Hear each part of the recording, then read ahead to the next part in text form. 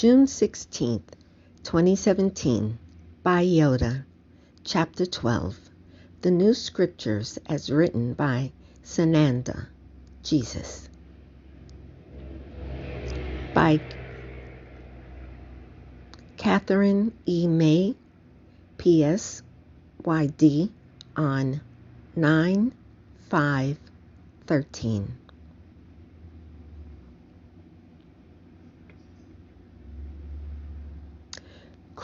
Prime Creator has spoken. You have been given the new commandments for ascension. These carefully stated universal laws need no interpretation.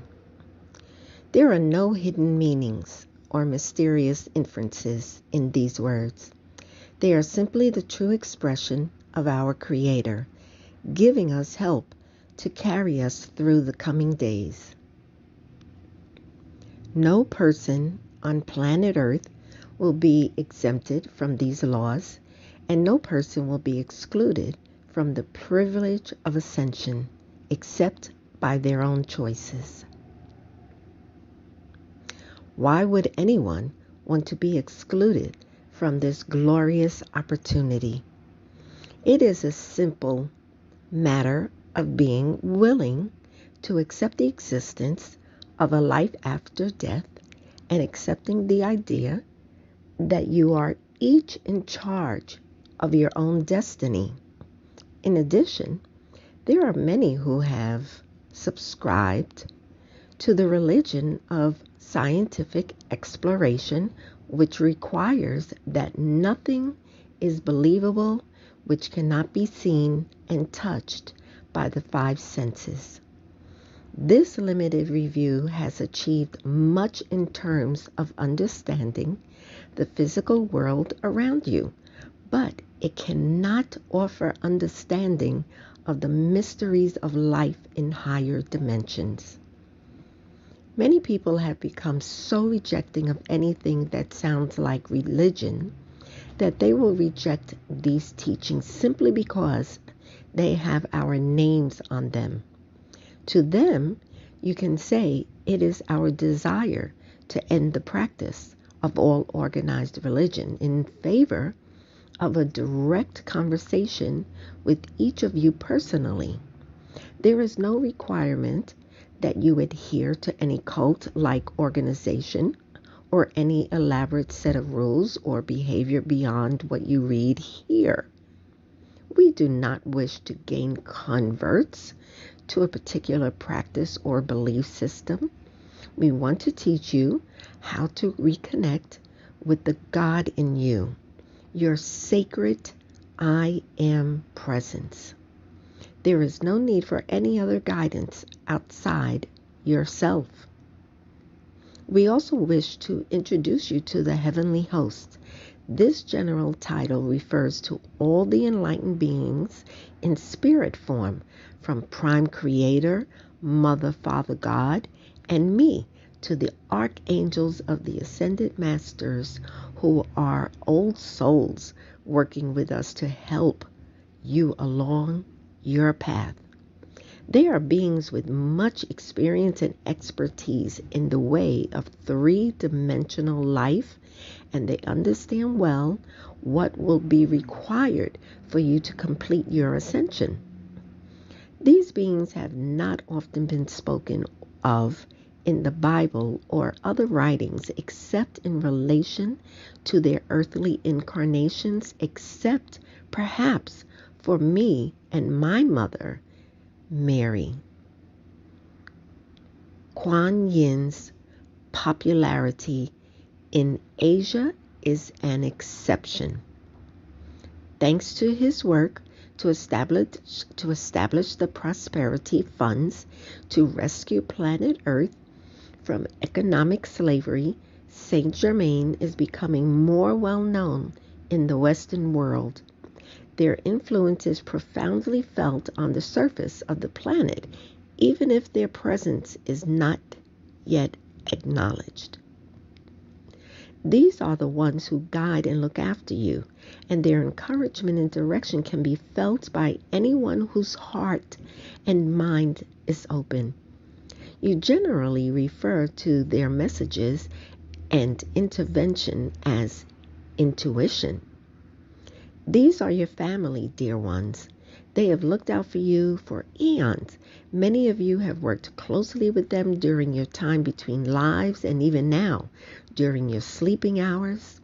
You too are able to travel to leave your bodies and visit higher dimensions. You may remember dreams from childhood when you talked with God or when you saw those who had passed on children. Children, of course, are closer to their hearts than adults who have been acculturated to the denial of all things extraterrestrial.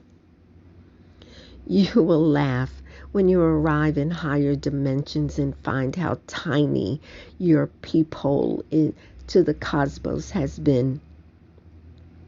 Now let us discuss your approach to sexuality. We have at times encouraged a rather straight-laced approach to sexual behavior because of the especially lascivious attitudes present on the planet. We have tried to balance the extremes when necessary, but as a culture, you have matured to a degree. There are still objectifying attitudes, especially in the media and on the internet, but it is time for you to step into a more reasonable, open-minded approach to understanding your sexual drives and your reproductive potential. We in the higher dimensions have no moral judgments about who has sexual relations with whom, except where children or women and captive are concerned. You have free will and will learn your lessons well by making your mistakes and reaping the results in your own lives. Many a good marriage has been destroyed by infidelity, but have you ever noticed how frequently the wronged party moves on to another, more satisfying relationship, or how often both partners find lasting love after the breakup? We see you caught up in your passions, your temptations, your lapses. We sympathize with you because the sexual drive is very strong in your species, and partnerships are best strengthened and lengthened by a fulfilling sexual relationship. Unfortunately, many religious teachings in an effort to control people through their sexual feelings have created the impression that God despises sexuality, especially if it is fun and not for the purpose of reproduction. This is nonsense. You are given this gift of sexual pleasure to enjoy and to share in a loving relationship. I do not need to tell you that sex with a stranger is unsatisfying, unfulfilling, and downright strange. Sex has been described by some as the glue that holds a relationship together during hard times. This is true. The strains of everyday life, issues of money and raising children in a culture that is hostile to them, all contribute to feelings of discontent and frustration, which can be soothed or worsened by the feeling tone of the partnership. An admiring mate, whether married or not, can be a tremendous help when life strikes a blow, and a comforting sexual encounter can heal almost any difficult challenge. We wish you love, and in a partnership that means physical love. Much has been made of the idea that homosexuality is considered a forbidden abomination in God's eyes. This is not true. There are now many on the planet who took on the challenge to come to this life in the body of one whose sexual impulses had been modified to create attraction to others of the same sex. It has been a courageous contract, one which guaranteed difficult emotional adjustments, challenges to one's self-esteem, and sometimes physical threats. Those who volunteered for this life challenge knew they would be confronting the common belief systems, especially those of the fundamentalist sects. This was our desire, to create a situation which would eventually result in exposing the hatred behind bigotry, just as was done during the civil rights era. The Western world has moved very quickly in relative terms to adopt a tolerant attitude toward alternative lifestyles. We are pleased with this rapid change and are grateful to our courageous brothers and sisters who put their lives on the line to make it happen. It has forced the hands of those who were rigidly attached to their religious dogma, opening a crack in the armor, you might say. As more and more people defend their friends who are gay, who live loving and productive lives in partnerships that are every bit as stable and nurturing as their heterosexual counterparts, and as their child rearing expertise has proven equally supportive to children who might not otherwise have a stable home, the world has had to acknowledge that gay people are not so different after all. You see, in terms of opening doors to tolerance and love, this was a dramatically successful experiment. Now that the reptilians have left the arena of global financial systems, there will also be a rapid shift in priorities as people who are tired of the rat race and at last able to reduce their hours to find satisfaction in the family life, creative endeavors, and service to the community.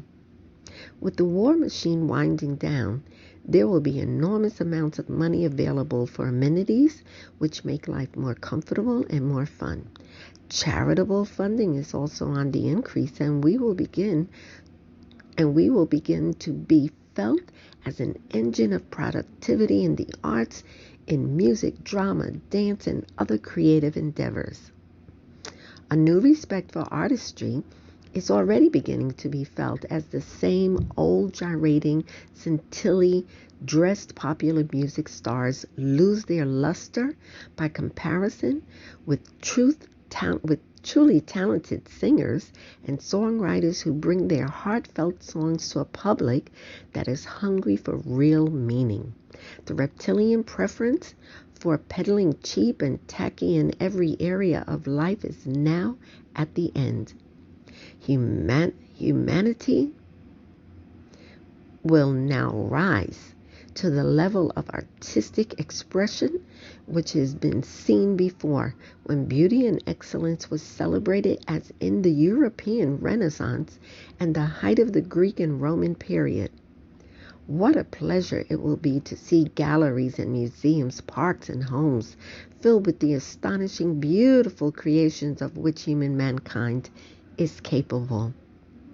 You, our dear ones, will have the opportunity to explore your true desires, and it will create a new freedom in your everyday lives that will quickly flow over into new attitudes toward anything which is restrictive or oppressive.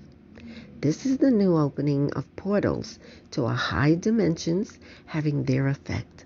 You, the first readers of these words, are on the forefront of the movement to free all from psychological oppression, the lastration of three-dimensional imprisonment.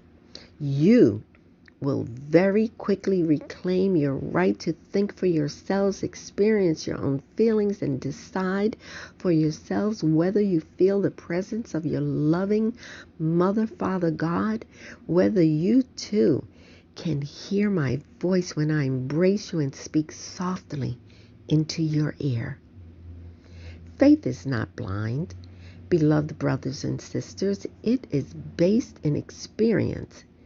You read these words, you feel the truth in them, and you feel relief because they are simple thoughts that express what you have always known in your heart.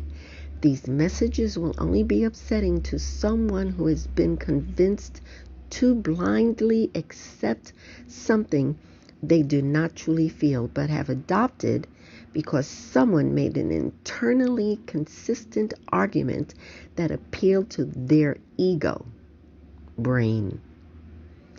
If your religious beliefs make you feel superior, they are wrong.